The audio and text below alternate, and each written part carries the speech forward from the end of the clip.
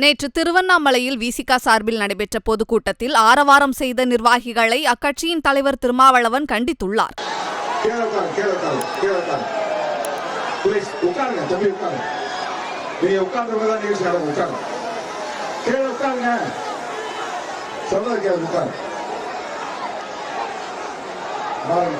பல்லாயிரக்கணக்கான மக்கள் உட்கார்ந்துருக்காங்க.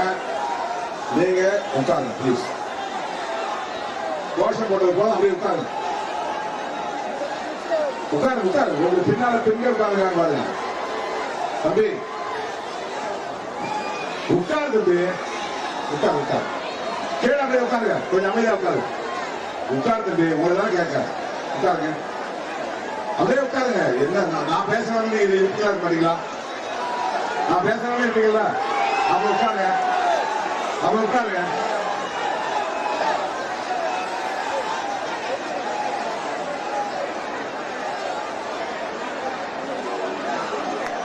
என்னுடைய பேச்சை கேட்டு அமர்ந்த தம்பிகளுக்கு நன்றி. உட்காருங்க உட்காருங்க உட்காருங்க உட்காருங்க உட்காரு. ப்ளீஸ் ப்ளீஸ் உட்காருங்க. அந்த டிவி அசைக்காதீங்க. அந்த டிவி அசைக்காதீங்க. இந்த டிவி அசைக்காதீங்க தம்பி. உட்காருங்க